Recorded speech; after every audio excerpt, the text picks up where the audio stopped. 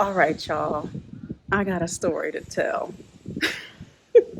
I've been trying to decide what to call this video. Part of me wants to call it, Did I Go Out on a Date with a Married Man? We'll see what I decide to call it. But I have a story to tell. Stick with me. But before I start the story, for those of you who have been watching my videos, commenting, liking, and even sharing, I appreciate you so much. One more thing I want to ask you to do is subscribe. If you have not subscribed already, please subscribe. I'm trying to get to 1,000 subscribers, so help me out there. All right, story time. So, as some of you all know, if you've been watching my videos for a while, I've been hopping around Ghana, and the last 2 weeks of April, I took a road trip. I took the VIP bus from Accra to Kumasi. If you don't know that story, I'll put the video in one of these corners. That was an experience. And I spent some time in Kumasi, and then afterwards, I took another little bus from Kumasi to Tamale. And I spent maybe like 4 or 5 days up there. Went around, had a good time. Decided to fly back because I was done with the road trip. I was like, let me just get on the plane for like an hour and be back in Accra. Oh, wind. Thank you for the wind, Lord. So I flew from this hair. I'm gonna just let it do what it does. I flew back from Tamale to Accra. And on my flight, I was a little bit flustered getting onto the flight because I was very late getting to the airport. Like they had already shut down check-in when I got there, and I got there a few minutes after. And thankfully, they let me go through. I went through security. They had to search my bag because I had some scissors in there that I didn't even know about, and they had to literally take everything out of my bag to get the scissors. So by the time it was time to board, I was a little flustered. Got on the plane, got to my seat. There was a guy sitting. I was at the window seat, and there was a guy sitting in the aisle seat. And I was like, excuse me, sir, that's my seat. He said, okay. He got up. My carry-on bag did not fit in the overhead compartment above the seat, so I had to take it to the front of the plane. They found a spot to put it in. Came back to my seat, sat down, trying to get myself settled. Finally, I got settled, and I was like, okay, I'm settled. Usually, I am asleep on planes. I knock out almost immediately. Honestly, I think airplane sleep is some of the best sleep. That's my personal opinion. I feel sorry for people who can't sleep on planes because I'm out. But on this flight, I didn't fall asleep. It was in the morning. I was rested, so maybe that's why. But the guy next to me, he did fall asleep for like a short time. The flight was a little over an hour, so he fell asleep for a short time. The flight attendants came through with the snacks, gave us some snacks, and then once we got the snacks, he started chatting. And I'm not usually a person who talks a lot to people on planes. Again, I'm usually asleep, or I'm kind of in my own world, listening to music, reading a book, watching a movie, whatever. But he started talking, and so we struck up a conversation, talking about where we had been.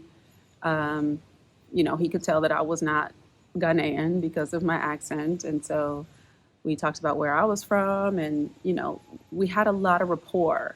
There was a lot of, the banter was very, very easy. I mentioned to him that a little later this year, I'm planning to go to Nairobi. And he was like, oh, I used to live in Nairobi. I work for this company, yada, yada, yada. So the banter was very, very easy. We had an easy time. The conversation was easy, flowing very well. And so he does multiple things. And so he told me about one of the businesses that he has, and he shared his Instagram page with me. And I was like, all right, cool, I'll follow you. Followed him. And so the flight landed, and he got up very quickly.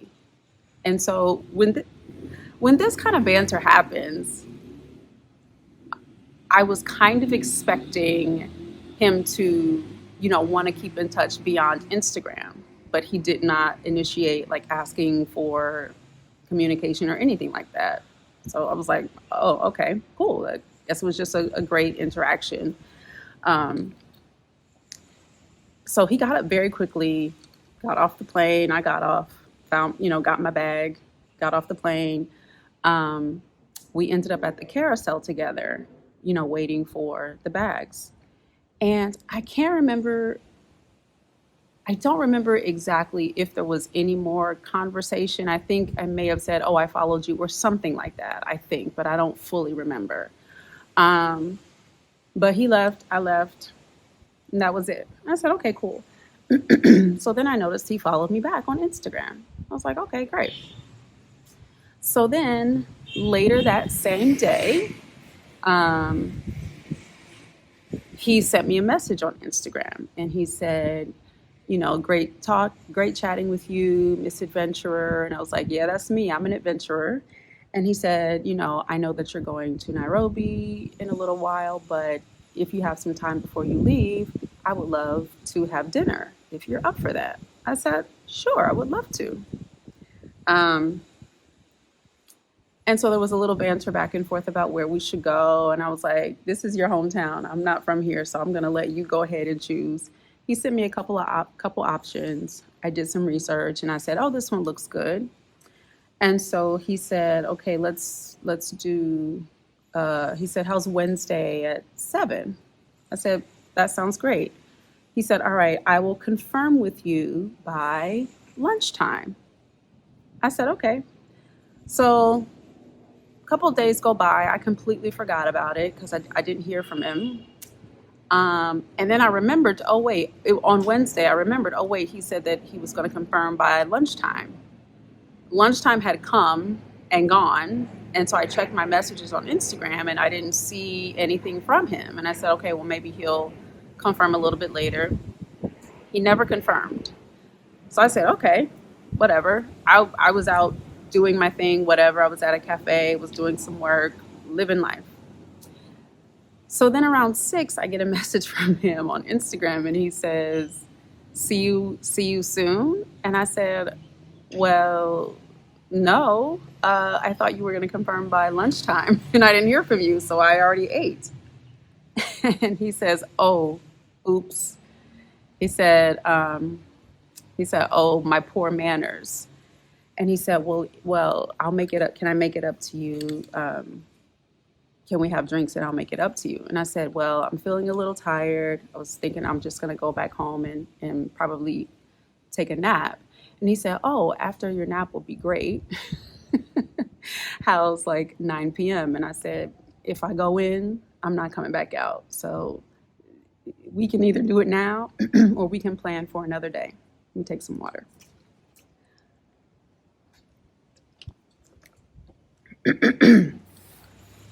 I said, we can do it now or we can plan for another day. He was like, all right, let's plan for another day later this week.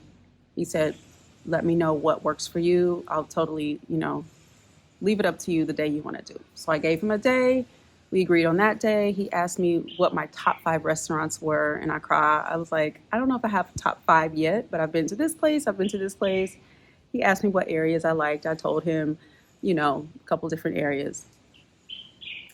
And so we agreed on a restaurant that I had already been to that I really liked. I said, okay, great. Saturday, 7 p.m., I'll meet you there. Awesome. Saturday rolls. Now, I don't remember. Well, this was Wednesday. So I think from Wednesday to Saturday, we talked a little bit back and forth. I thought it was interesting that he still hadn't asked me for my number just to make communication a little bit easier. But I just left it there. Saturday rolls around. We're talking throughout the day. Actually, Friday night rolls around. Friday afternoon rolls around. And there was music playing in my neighborhood and it was loud and I was trying to concentrate on some things. And we were bantering back and forth throughout the day on Friday into the evening. And I hung out with another friend Friday evening, got back to my accommodation. It was late. It was probably like 11. And he sends me a message and he's like, are you up? And then he said, I just got in from playing rugby. And he sent me some videos of like the rugby field and all of these things. I was so tired that I knocked out immediately. So the next day was Saturday. Sent him a message in the morning. Hey, I saw these messages and I knocked out immediately. And so on Saturday, throughout the day, we're texting back and forth all day into the evening. Get to the restaurant, was communicating with him on the way, like, hey, I'm in an Uber. Traffic is a bit crazy. I'm on my way. Gave him my ETA. He was like, cool. I get to the restaurant. He's there. Go to the table. We hug, sit down, and we start chatting. And I'm not sure how long we were chatting. It was early in the conversation, maybe 10 minutes, maybe. And so he says, my father is a very wealthy man. And I said, okay. And he says, my father, or he says, my father's a very wealthy man and I'm the oldest of 4 children. I said, okay. He said, now when I was 18, my father marched us all into his office and basically laid out for us what our inheritance would be. And he said, but he started from the youngest and worked his way to the oldest. So he's telling my younger sister, you're going to get this land and you're going to get this and that. And as he's working his way to me, he gets to me and he basically says, you're getting nothing. I will pay for your school fees, but you're not inheriting anything. And I said, whoa, okay, how did you feel about that? Like, did you understand that decision? And he said, well, he wanted to make sure that we never, we meaning the children, the 4 children, he wanted to make sure that we were not walking through life, twiddling our thumbs, waiting for his death so we could get our inheritance. He wanted to make sure that we knew how to work for what we wanted. And I said, okay, I get that. And he said, my father was the kind of man, he told me he would pay my school fees to get my engineering degree, and that was it. But he said if I had allowed him to, he would have built my first home, purchased my first car, and found me a wife. And I said, oh, wow. I said, well, where's the wife? He says, at home.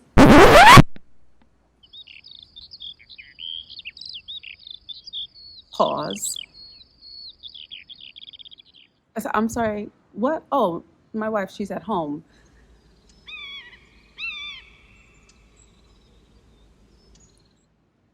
So I'm frozen. Frozen. So immediately all of these things start going through my head. I'm like, oh, are you looking for a second wife? Because I'm not interested in being that. Does your wife, are you looking for a girlfriend? What is going on? Why am I here? What is happening? And so I said, why am I here? And he said, well, we're just talking and bantering. This is what we do. This is, if I meet someone, I find them interesting. I sit and I invite them to dinner. I have dinner with them and we just talk and maybe we'll have a business transaction. And I said, what business transaction? Like what? And he says, well, my wife she's a very successful, I think he said designer or seamstress or something. He said, yeah, she has a dress line. And he said, this is a business transaction because by the end of this, you will buy a dress from my wife. What is happening? What? I said, why would I buy a dress from your wife? Because you'll want one.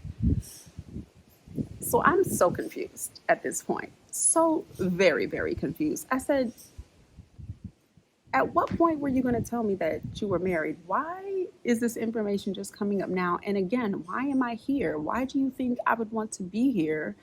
Why would you not inform me of this?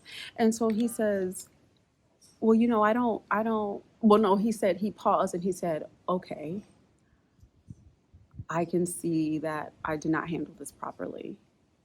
You think? He says, I can see that you are. I was like, I'm on guard. I said, I have built a wall. There is now a wall between us. He said, I can see that. and I'm so sorry I did not handle this properly. And I'm thinking, what other way would you need to handle this?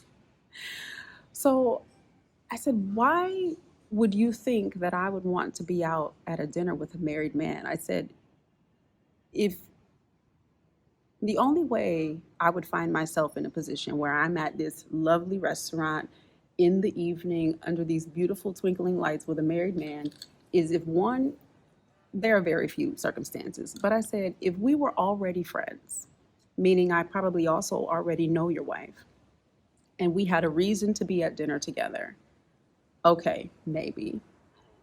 If this was a bona fide business meeting, that should have been made clear. But also, I would not find, if I'm having a bona fide business meeting with someone, it wouldn't be like this. It would be a lunch, it would be a coffee, it would be a Zoom, it would not be a nice dinner. That's just not how I would have done this. But also, again, if this were a business transaction, oh my gosh, beautiful butterfly just flew right. Anyway, if this were a business transaction, we would both know that it's a business transaction. We would both know that it's a business meeting, and we would both be coming into it from that mentality. And so then I'm just really trying to collect myself because I'm like, what is happening? Why am I here?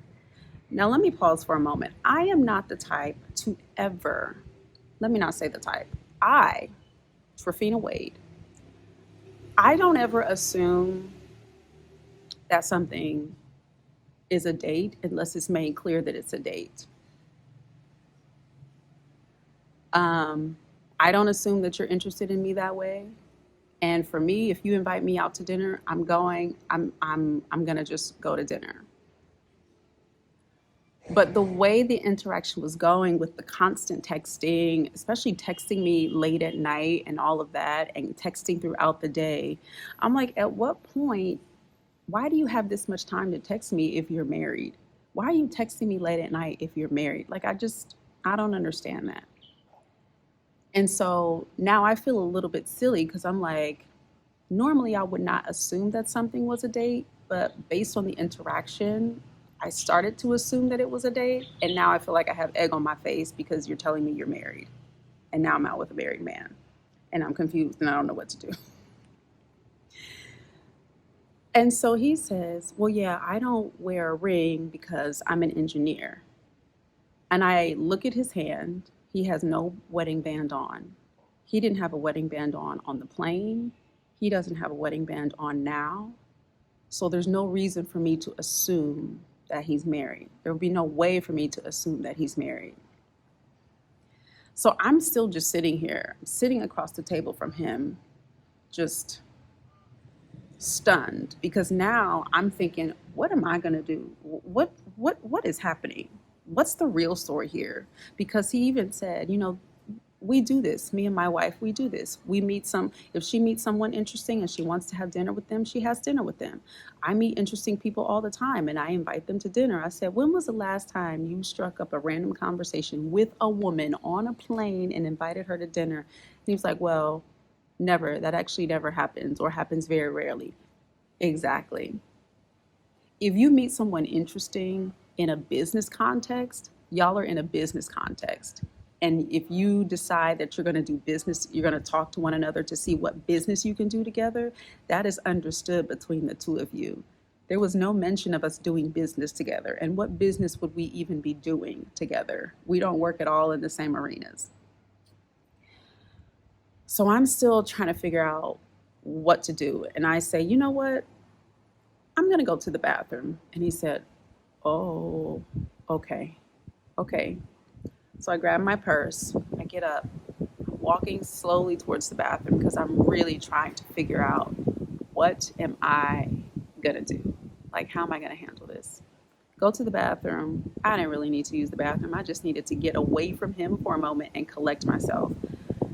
Because then I'm wondering, what is this situation about? Am I safe? Do I feel safe? Do I want to go home? Do I feel like I want to go home? Do I want to stay?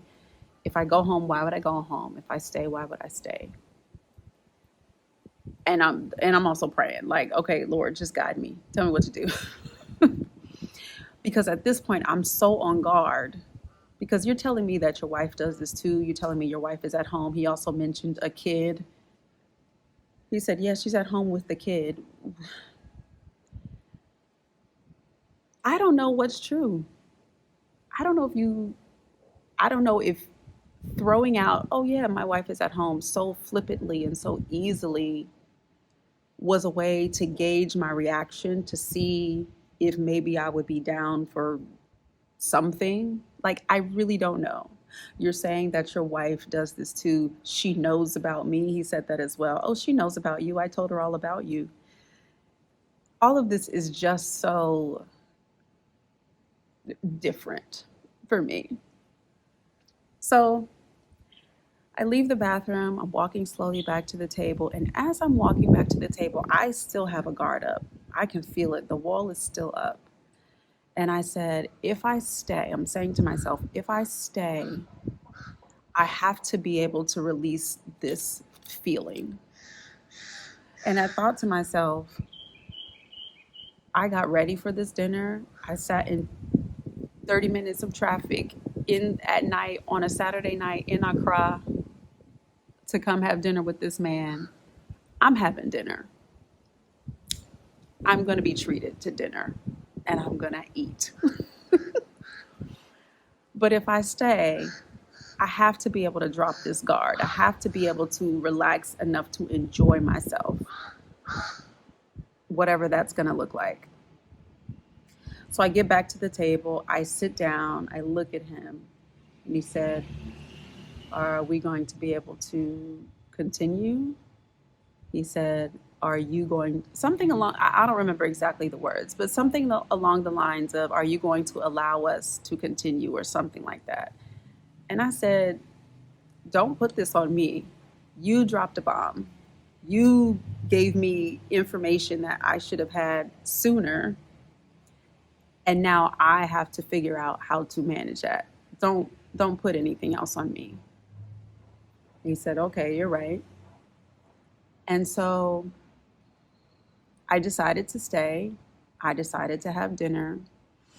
And the most interesting thing happened. And I talked about this situation. I've talked about it with a couple friends at this point. But a really interesting thing happened. At some point, the wall fell, and I was then completely relaxed. And I was able to have a great time, enjoy the evening. We had amazing banter. We talked so freely about so many things. And it was really interesting because I'm like, wow, I felt so free to just be myself. Now having the information that I have, knowing that, okay, this wasn't a date, or maybe you thought it was and you thought it was going to turn into something else, but it's clearly not turning into that. And this is just two people who are interesting, who find each other interesting, having dinner and enjoying the evening. It became that. And so at the end of the evening, he said, okay, so I can take you home, and I said, well, I was planning to call an Uber. And he said, well, I can take you if you're open to it. And he asked me where I stayed. I told him where I was staying. He said, oh, I'm staying in this area. So where I'm staying, where he lives, pretty close. So I said, well, that's kind of on the way. So sure, I'll take the ride. So we are, walking to the front of the restaurant. He's going to go get his car. And he said, I want to thank you for allowing this to be a smooth evening, like an enjoyable evening. He's like, I know that you definitely had a wall up. And I said, yeah, I did. And he said, but it's a testament to you. And again, I'm paraphrasing. I don't remember exactly what he said, but basically he was saying it's a testament to you that we were able to have such an enjoyable evening, even though I did not handle myself correctly, So we get in the car, we're driving, more just enjoyable banter. I mean, we're talking, he was well traveled, I'm well traveled. So we're talking about travel, we're talking about countries we've been to. We were talking about race relations in South Africa versus race relations in Ghana versus race relations in the US. Like, it's really, really, really, really enjoyable conversation that was like shifting and changing gears and changing topics. It was full, robust dialogue and an enjoyable interaction. So as we're driving, he's bringing me back to my where I'm staying, and then he says to me, I have to ask. I have to ask. Why are you single? Sorry about to mess this up again. And I said, what is that question about? I said, I'm single because I'm not married. And he said, well, yeah, I know that. But I mean, just like you're this and you're that. And I didn't say this to him, but that really annoyed me. Because you, sir, were not upfront about your relationship status from the beginning of our interaction. And we went an entire week texting back and forth on Instagram, bantering, you making effort to see me, the dinner you didn't confirm, and then wanting to have drinks afterwards, and then that not working out, and then insisting we have dinner. Like, you are insisting that we see one another. And at no point did you mention having a wife. But now you're asking me why I'm single. Maybe it's because I have to wade through this kind of stuff. That could be one of the reasons. So anyway, we had a conversation about what dating looks like, being the age that I am and having the life that I have and all of those things, and what the realities of relationships are, and all of those things. We get back to my Airbnb. He opens the door, very much a gentleman, opens the door for me, waits till I get in, all of those things. And he's like, enjoy the rest of your time in Accra. And I said, well, or he said, no, enjoy Kenya. And I said, well, I'm here for a few more weeks. I'm here for a little while longer. Something that I forgot. In the planning of this second date, he was saying, okay, yeah, we'll go to the restaurant and then we'll also go to the Osu night market. And I said, okay, so in other words, wear comfortable shoes. So like he was planning this evening. We didn't make it to the Osu night market. We went straight back to my place. I went straight back to my place. He went home or wherever. But I'm like, you were really planning this whole evening and you got a whole wife at the house? Like, what? What? So I get back to my Airbnb. I into my unit, and I'm like, all right, God, you really gonna have to help me out with this one, because what in the world was that? What is the lesson here? There was a part of me that felt like I was at fault, even though I didn't do anything wrong. But as soon as you tell me I'm sitting across from you at a table, we've been talking for a week, you've been planning this date, if that's what it is, and then you tell me you're married, as soon as you tell me that, I automatically feel like, oh, I'm out of line. I'm out with a married man. And I even said to him, why would I go out with a married man? I do not go to, there's no reason for me to go to a dinner like this with a married man. Again, if you're saying it's business, I would know that. I would know that it's business and I would make that choice. But I would also know that you're married. So I was just really, really, really bewildered. And I said, Lord, you're going to have to give me revelation. You got to tell me in a dream. You're going to have to tell me at church in the morning something. Went to church the next day, still waiting to like kind of know how should I handle this? And the message was very, very helpful to me. And just to kind of give you a quick paraphrase of what the message was. There's a passage in Ezekiel and a passage in Ephesians, and I will put them below because I don't remember the exact chapter and verse right now. But both passages talk about cleansing someone with water in order for that person to be presented back to you or back to God as clean. And the minister told a story of how he was doing business with someone and the person wasn't really doing what needed to be done. And so the deal fell through, I guess, because this person wasn't doing what he needed to do. And the pastor was saying, I was feeling like, you didn't uphold your end of the agreement. You didn't do what you were supposed to do. And he felt a little way about that. And so as he was dealing with the person going forward, it was very kind of arm's length. Like, I'll say hello to you, but I'm not going to do any business with you. There was some unforgiveness there. And so God kind of convicted him in the way that he was handling this person. And he was talking about how God washes us clean so that he can present us back to himself as clean.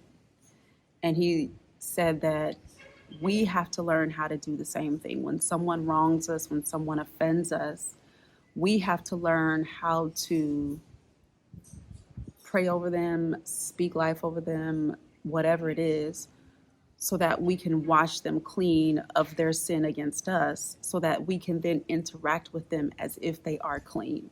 That is a serious paraphrase of the message, but that's the essence of what I received. And I said, okay, so I can't walk around with anger, hatred, frustration, bitterness in my heart about this interaction and the fact that this man did not tell me he was married, and I feel many ways about that. I can't badmouth him. I can't bash him. I'm not going to do that. Oh my goodness. I'm not going to do that.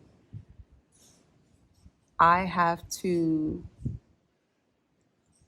handle this interaction in my mind in a way that makes him clean, so that when I think about the situation or even talk about the situation, I still present him well.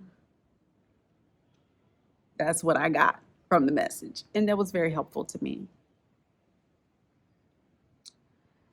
And I don't tell this story, I'm not a man basher. I'm not one of those women who's like, all men are trash and all men are this. No, I don't believe that. I don't say that. I don't align myself with that kind of thinking or that kind of speaking. I am frustrated at times because as a single woman who does desire real, honest, romantic relationship, that it is frustrating to have to wade through this kind of thing to find an interaction that feels honest from top to bottom and forthcoming from top to bottom and true and pure from top to bottom. So anyway, the next day, Sunday, I go to church, get that message. He sends me a message early in the morning on Instagram, and he says, just want to thank you again for turning sour milk into yogurt. And my response to him was, may I submit for your consideration that going forward, you don't present people with sour milk. Don't let that be your offering. Because I said that part. I didn't say this part. Because you gave me the task of doing emotional and mental labor to fix the evening. And that should not have been my task. My task should have only been to enjoy the evening, not to fix the evening so that I could enjoy the evening and so that you could also enjoy the evening. But in that moment, you gave me work to do as opposed to just presenting me with an enjoyable evening. I didn't say that part. I'm saying that to y'all. But what I said to him was, in the future, going forward, don't present people with sour milk. And he said, noted. And again, I apologize. And to his credit, he apologized multiple times throughout the evening and then again the next day. And he said, I apologize. I'm very sorry for if I hurt you in that way. Left it at that, unfollowed him, move on with my life. But now I'm left with, okay, what's the lesson? What was the reason? Did I make an incorrect assumption? And, hindsight is always what it is. And I actually made one of my main mental health moments a few days ago was about this. And I'll post that in one of these corners so you can see it. But I wanted to be careful with myself not to judge the way I handled it harshly, even though after the fact, I came up with different ways that I could have handled it. Because I could have handled it in any number of ways. The way I handled it was the way I handled it. Yes, I chose to stay and have dinner, but I could have chosen to leave. I could have chosen to tell him about himself a little bit more, but I chose not to do that. I made it clear how I felt and I was honest about how I felt. But there would have been no reason for me to be petty, to have an attitude, to be anything other than my enjoyable self, enjoying dinner with a person who was enjoyable. Because at the end of the day, we did have a really good time. He was a great conversationalist. We were able to talk about so many things, like such a variety of things. So it was such an enjoyable interaction. And it's unfortunate that that happened at the beginning of the interaction or early on in the interaction. To kind of like be like, wait, what are we doing? What is this? What's going? You're married? What? Your wife is at home? What? She knows about me? What is this?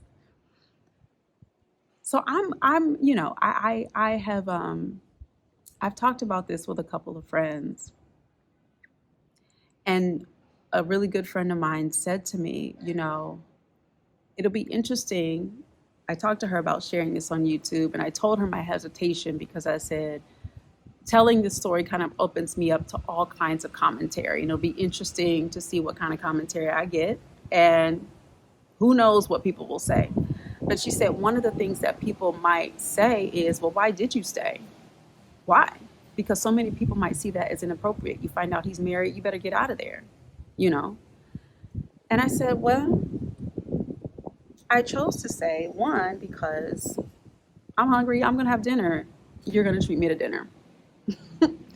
But also, I didn't want to throw away, and I'm glad that I stayed, because I didn't want to throw away the possibility of an enjoyable interaction just because I received a piece of information that I was not expecting to receive in a way that I was not expecting to receive it.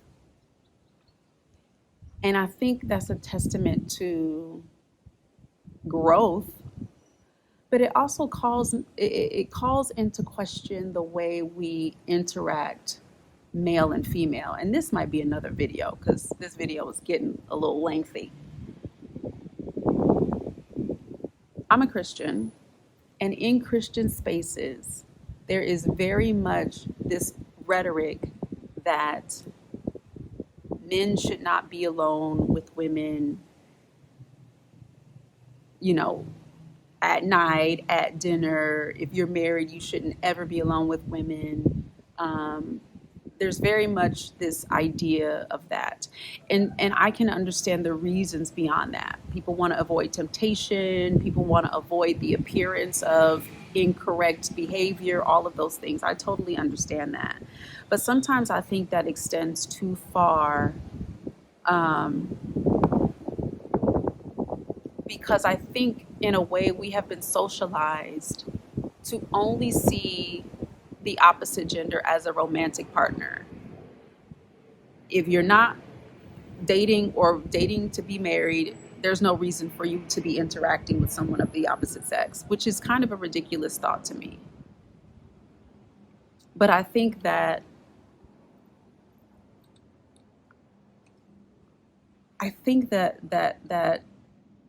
that idea needs to be challenged. I know that it needs to be challenged because it doesn't make sense that just because you're married, you're never going to interact with a person of the opposite sex. You're never going to find anyone else interesting. You're never going to be able to have a friend of the opposite sex. Like it really challenges that idea of like you found out this man was married and you decided to stay for dinner anyway. Yeah, because he's treating me to dinner. I'm hungry. I want to have dinner. But also, this could still be a very interesting interaction. And it was. It ended up being very enjoyable. So there's that. Also, and this is another thing that went through my mind after he revealed my wife's at home. I'm not naive to the reality that in many cultures around the world, including Ghana, having multiple wives is culturally acceptable. It's not a big deal. It's a norm. It's expected to a certain extent. I was not expecting to walk into a situation that caused me to feel like, oh, this man is looking for a second wife. I'm not here for that. And so I'm aware of the cultural nuances because I don't know, maybe that was going through his mind and he saw my reaction and realized, oh, it's not happening. I don't know what was going through his mind. I don't know if this man really has a wife. I don't know if his wife really knows about me. I don't know if this is really how they get down. He said all of those things, but I don't know those things to necessarily be true. I have to go off of what he said. But I'm aware that culturally, that's a thing that that's the thing that's acceptable. That's the thing that's a part of the culture. So there are so many thoughts. I'm still processing this whole situation. Um, I'm still processing the whole situation. But that's the story that I wanted to share. That's the story I wanted to share. And who knows, there might be more that comes to me and I might share another video. But like I said, this video is already pretty lengthy. So I hope y'all stay to the end. um, and I appreciate the commentary that is hopefully indication that you've listened and heard the whole story. And I'm still processing this. But again, I'm not a male basher. I'm not a person who thinks all men are dogs or anything like that. And I don't hold any ill will against this man at all. I really, really don't. He's not a villain in my mind. I question the way he handled this, but he's not a villain in my mind. And I want to make that known. I want to make that clear. He's a man who I met on a plane. We had amazing, robust dialogue, and I'm thankful for it. And maybe that's what I needed. Maybe I needed a robust conversation with someone over dinner. Maybe that's what I needed. Maybe that's all it was, you know? But I'm sure that there will be more lessons forthcoming. So I said it at the beginning of the video. I'll say it again. If you're not following, if you're not subscribed, please do so. And if you don't know me by now, my name is Trafina Wade. I am a certified master life coach. I am an actor, Broadway, TV, and film. And I'm also a globetrotter, currently in Ghana, just having gone on a date with a married man. I'll see y'all next time. Peace.